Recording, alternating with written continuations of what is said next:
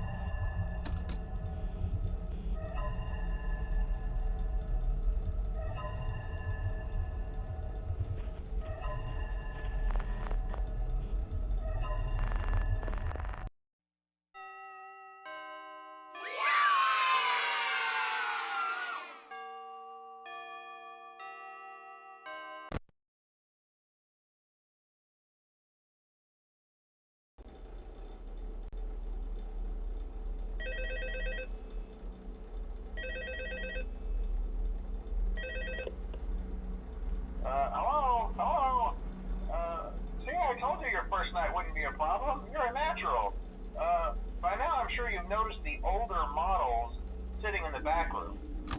Those are from the previous location, and we just use them for parts now. The idea at first was to repair them. They even started retrofitting them with some of the newer technology, but they were just so ugly, you know, and the smell. So the company decided to just go in a whole new direction and make them super kid-friendly. Those older ones shouldn't be able to walk around, but if they do, the whole Freddy head trick should work on them too, so whatever. I loved those old characters. Did you ever see Foxy the Pirate? Oh wait, Foxy.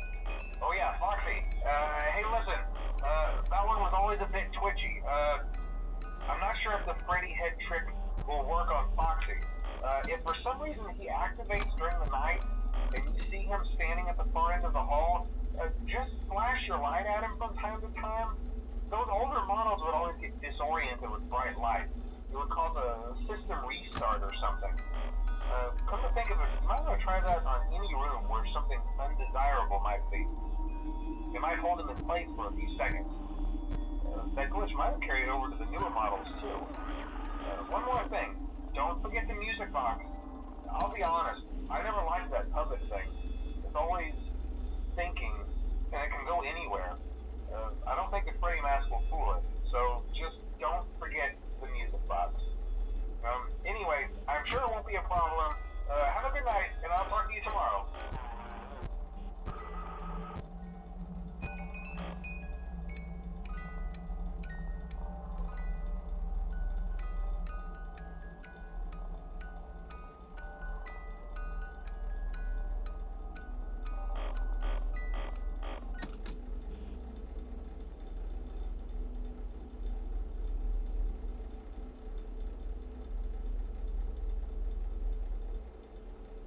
Ha ha ha!